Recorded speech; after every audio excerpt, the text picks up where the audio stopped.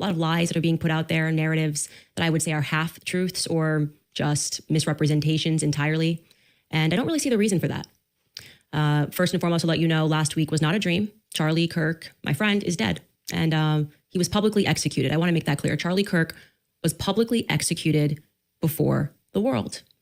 And as we are all searching for answers, the ones that are being supplied to us are not making a lot of sense. And some people, I would say, are speaking too much, or speaking on behalf of other people. I don't like it.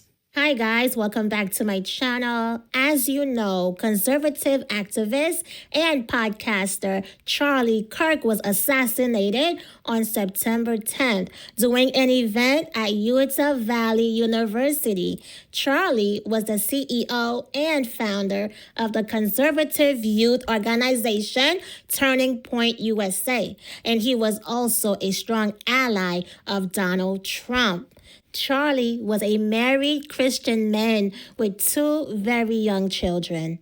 He was only 31 years old. He had a huge following and many people admired him for his strong beliefs. But with that also came a lot of hate, and plenty of people despised him. The hatred was so deep that people were celebrating his death live all over social media.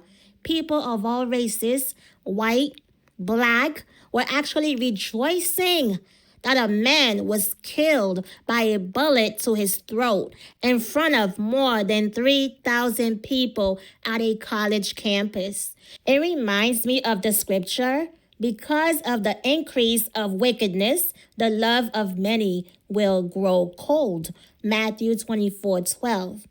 No one should ever be murdered because of their beliefs or opinions. It's wrong. We all have the right to agree or disagree. But to celebrate the gruesome killing of another human being is nothing short of demonic. It's demonic. You are a demon. Check your heart.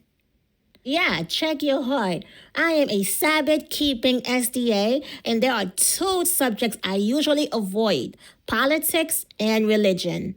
These two topics bring out too many unhinged people, and I don't deal with cycles. I can't understand those who make their political party their entire identity. That in itself is a form of blasphemy. They idolize political figures and act like those figures can do no wrong. People forget that politicians are selected, and at the end of the day, they are still human, which means they will fail us. Let's not put our trust in humans. Never put your trust in humans. We are not Jesus. We are not perfect. We are sinners. Okay? So with all that said, let's move on to Candace Owens and these threats. If you have followed my channel, then you know I love Candace. She actually reminds me a lot of one of my sisters. They are both tough cookies and very brave. And they don't back down. 2 years ago, I was not even back on YouTube. I wasn't even on here. And a guy friend of mine asked me who I liked in the media. And I said, Candace. He asked, besides Candace, who else do you like? And honestly, I couldn't think of anyone else. I admire people who fight for what they believe in, people who are unapologetic, who stand strong and can't be bored, people who admit when they are wrong, people who speak the truth no matter the backlash. That's what I admire. Now, I'll be honest, I don't agree with some of the men Candace supports, like Kanye West, Andrew Tate, and Harvey Weinstein. That's a problem for me, but that's a topic for another video. So anyway, Candace has been exposing a lot of things and making a lot of enemies. With the assassination of her dear friend Charlie Kirk, she is once again coming up against powerful figures, Donald Trump, Israel's Prime Minister Benjamin Netanyahu, billionaire investor Bill Ackman, and many more. Some she has not even named yet. And now she has declared war on those who pressured Charlie and basically blackmailed him for their agenda. Candace met Charlie back in 2017, and the two became inseparable. She refers to him as her little brother. And before he was killed last week, Charlie spoke publicly several times about Israel. He often pushed back against what he felt were extreme efforts to silence anyone who criticized Israel in the U.S. He also felt frustrated with the nonstop pressure and judgment over his views on Israel, especially from both his critics and donors. Check out these clips. But they got Charlie Kirk, and it's just heartbreaking. Who is they, BB? Who is they who got Charlie Kirk? We don't have to actually speak conspiracies. I'm just wondering, because you said a lot there, but it really sounded like it was about Bibi trying to establish a narrative that we saw reinforced by a lot of people that, Charlie kind of made it almost sound like he died for Israel. I mean, Trump's account even tweeted out a photo of Charlie and an American flag and also an Israeli flag, a bit of AI used, this is just who Charlie was. He says Judeo-Christian values. He spoke to him 2 weeks ago. Again, you would think he was busy fighting this 97,000 front war, but no, he's letting you know that he just randomly picks up the phone and calls Charlie Kirk and invites him to Israel. How would Bibi do that? It seems like maybe there's a little more to the story. No, there definitely is a little bit more to the story. First and foremost, that letter he is holding up, he is severely misrepresenting. Those sentences are real, but I am calling upon Bibi Netanyahu, the dear friend to Charlie Kirk, to publish the letter's entire contents. Don't start with just 2 sentences. Publish the entire thing. You're holding it. I'm saying you're severely misrepresenting the contents that in May, Charlie was concerned about Israel and their influence on American politics and how they were pushing things that he felt were in conflict with his beliefs, free speech here in America. Bibi's holding it up like Charlie just in May said, hey, you know what? I just want to write a love letter to Israel. That's how it was presented. Would you guys agree? That's not how it happened. Now, regarding that phone call and that invite, that also needs to be contextualized. And I'm going to do that. But first, Skylar, can we bring in a clip of Charlie from a month ago speaking about the kind of pressure that he was under? Because I think that will also help to further contextualize this. Take a listen. I'm an American citizen. Yes, I want Israel to win. Yes, I'm a Christian. But some of the mess, and you've seen how I've been treated, Megan, by some, not all, by some. No, it's very irritating. It's been almost so unfair. They were coming after you after Turning Point for, among other things, that you had Dave Smith there. Dave Smith is allowed to criticize Israel. You had both sides. The Israeli side was overrepresented. No, you're not allowed to. It's even worse than that. Again, I just want to repeat for the 5th time. I love Israel. I want Israel to win. But my moral character is now being put into question, Megan. Not my decisions. Not like, hey, are you doing this? Is it smart or is it dumb? But no, I am a bad person if I do this. And I could go, you saw it, Megan. It was trending on Twitter, thousands of tweets and text messages. And if I were to be charitable and generous, I will say the people that are attacking me are in a hyper paranoid state because they're at war, and war tends to make things black and white, and you're a hammer looking for a nail. So I'm trying to be charitable, Megan. Literally, I'm trying to cut as much slack as I can, right? They go, okay, what would it be like if all of a sudden I'm starting to see a pattern of behavior similar to what my grandparents saw in 1930s Germany online? How would I behave? So that's like my charitable kind of overcompensation spirit. At the same time, I'm like, but it's not defensible to be dumb, right? No, it's not defensible to be dumb. And he was under an increasing amount of pressure, not just people telling him, oh, well, I'm upset with who you're inviting, but flat out telling him that he was not allowed to invite certain people to his events. They were threatening to pull out money. Charlie was getting a lot of really nasty text messages, and many of them invited to Israel. This was an under duress situation, I would say, because I've been in these situations before. When I started asking very sensible questions about Israel as someone who had dedicated her political life to supporting Israel, many times alongside Charlie Kirk, I was met with the very same pressure. And just like Charlie was being invited to Israel, I was invited somewhere else. And when this arrived to me, it felt like a threat. I got to tell that. It felt like a threat, not like, hey, come here and we can educate you because you're my friend. More like this is your last chance. That's how it felt to me. I can't speak to how it felt to Charlie. And I know that Charlie was offered a ton of money in this moment, a ton of money. BB would fund it, spend tons of money. And Turning Point, I guess, if it needed to go to a higher level, would have gone to an even higher level than it already was at. And I know for a fact that Charlie denied that funding, that Charlie denied, and what BB didn't include there, he declined to go to Israel for, I would describe this as like, re-education camp. We've seen it. You made an uh-oh, but we can help you. We just need you to come out to Auschwitz and take a picture. Yeah. We just need you to come to the Holocaust Museum and take a photo. We just need you to go to Israel and we can make this better. Charlie said no to BB. Okay. Bill Ackman, if you would like to dispute that, I would love to hear what you say happened, because our sources and what we have, it's solid. Okay. There were conversations that took place, messages that were sent at that time, and they are solid. So I decided another person that was there, and I am not surprised this person was there. If you've been listening to my show, Seth Dillon, I was going to go to Seth Dillon, and I decided to message him last night about this Hamptons meeting. And Seth Dillon, who is normally very quick with a response, has not yet been able to respond. I'll show you this text message chain.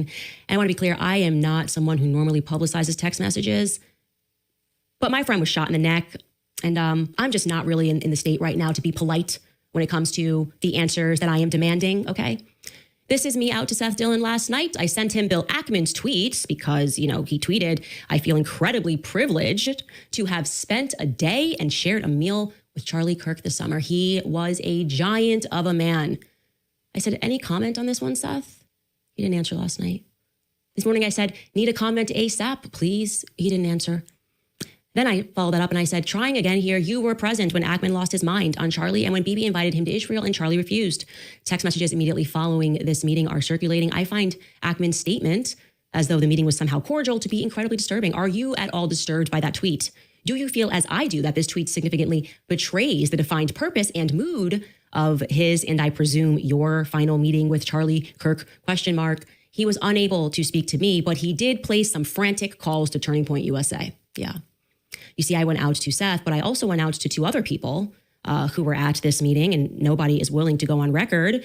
They're all messaging each other, trying to figure out a coordinated response to say that, no, this was all quite cordial, but no one wants to go on record and describe it as cordial because they know someone's leaking, because someone's got a guilty conscience about what happened at the Hamptons. So I will again put it out there, Seth, Bill Ackman, and to the other individuals who I have not yet named, but who are going to be named later this week, who were at the Hamptons when Charlie was put under pressure, when Bibi Netanyahu called him and invited him to Israel, again, in a move that when it happened to me, and it wasn't Bibi Netanyahu, felt to me like a laced threat. I am inviting you guys, I will give you my platform, actually, to come clear matters up and tell us what really happened. Because, I think Charlie was definitely on the brink of changing some of his perspectives. And I can tell you factually, Charlie was praying the rosary. Charlie was going to mass. One of my last conversations with Charlie was me joking with him saying, just make the last step, okay? You are, I said specifically, you're too smart to be a Protestant. Just take the last step, Charlie. And he says, ha. You're speaking about Mary. And typically when those steps start taking place, you stop referring to yourself, as I did, as a Judeo-Christian. Again, it is mystifying why, BB was out there doing the absolute most to make sure that Charlie was basically remembered as, I would argue, like a Jew, has not been yet mentioned. I didn't hear that. Erica was very clear that Charlie was a Christian. And I believe Charlie obviously was very much a Christian, and that things are not being told truthfully. In fact, I will also call upon, since we're having fun, Turning Point USA to release the audio of what Charlie Kirk, because I was in communication with Charlie at this time, because I knew exactly which donors were pressuring him and why, exactly which people that they were insisting Charlie allowed to speak at his event and why, when Charlie did not necessarily want those people to speak at his event, okay? I'm calling upon Turning Point to release the footage of what Charlie said to Tucker Carlson before he hit the stage, before, all of that craziness and the response to Tucker Carlson's remarks played out. Charlie was mic'd. Surely Tucker Carlson was mic'd. I know Charlie's mic'd the entire time at those events. So I'm asking for everyone to just release Charlie in his own words. I feel like that's pretty fair, right? Let's stop saying how Charlie felt. And instead, if you're going to hold up the letter, release it in its entirety. Okay. Why don't you release your messages, Bill? I'll release mine. Let's all just be very forthcoming about what took place. In fact, I'm calling upon Tucker Carlson to speak about that. I know what Charlie said to him, and I'm sure Tucker Carlson won't lie about it. What did Charlie say to you? Dave Smith, what did Charlie say to you? What was Charlie? Did he see happen? You heard him. We're sick of this shit. We really are. And there will be no narrative that I will not prod when it comes to figuring out why people are lying about the state that Charlie was in when it came to the topic of Israel. Again, you can examine Charlie in his own words. He was starting to talk about topics that you're not really allowed to talk about when you take money and big checks are being written. And that pressure was increasing every single day. In fact, he was telling the truth even about Jeffrey Epstein. Take a listen. Epstein, with his little friend Ghislaine and Ghislaine's father, Robert Maxwell, who was obviously a spy of the Israeli intelligence agencies, that there was something else going on here. Epstein was not some sort of whiz-kid hedge fund manager. Epstein was playing a part. Epstein was a LARPer. Epstein was cast for a specific role, and he played it really well. The sweatpants and the Harvard jacket, the kind of disheveled hair, looking as if he was so smart and above the clouds that he was doing advanced mathematic equations on the back of napkins. But if you actually go into some of the videos of people that met with Epstein at the time, they said he was awfully unimpressive when it came to finance and markets and economics. And it's nothing new that if you're in the intel agencies, you want to try and get as much blackmail on powerful people as possible. Easy, not hard. And this is no longer just speculation. First of all, the evidence that shows that Epstein was a creation of either Mossad, Israeli intelligence, American intelligence, Saudi intelligence, or maybe he was just a hired gun. Maybe he was just the guy that countries would go to and park a couple $100 million and say, hey, can you get one of the members of the royal family with a 13-year-old so we can get them to do what we want to do? Members of Congress are actively being blackmailed. The Epstein playbook is being used on a daily basis. Jeffrey Epstein was not a financier. He was not a hedge fund manager. Jeffrey Epstein was a key player in a multi-decade blackmail operation against the most powerful people on the planet. Yeah, I don't know, man. I don't know. It seems to conflict with Bibi's narrative a little bit. Yeah, just a tiny bit. I do want to say this. It's important because I am angry. I will obviously, I pray to move on from this phase, but it's a fire in my belly right now. To those of you who think that you are going to replace Charlie Kirk, okay? Kings are born. You don't just get to depose and tell us that we're going to follow this individual, okay? I'm one of the Masons of Turning Point USA. You put a shill in Charlie Kirk's chair, in Charlie Kirk's company, and you try to tell us to follow that individual, I will be an enemy of you. There will be nothing that can stop me, okay? And I want you guys to say, this is not a threat, this is a promise. There will be nothing that can stop me. I will release every single text message. So to those of you who are trying that, I'm seeing the messages, I am telling you to back off right now. Like right now, don't do it, okay? Don't you think about it. I know exactly who you are. I know exactly who you were that were exerting pressure. Don't you pretend to be noble now and say nice things about Charlie Kirk and think you're gonna slide into his chair, okay? Over my dead body, which I'm sure can be arranged. Now, let me just stay calm. I'm just going to get through this as if you're just going to slide into Charlie's chair. Don't do it. Okay? It's not even a threat. It's just a promise. I'll expose everything. I don't care. I will just release every text. I don't care. Sue me. Don't care. Do it. Okay?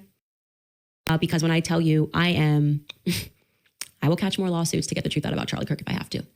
Okay? It's all these people have is threats, lawsuits, contracts, lawyers. I'm sick of it. I am sick of it. Truly, I am done. I'm done, okay?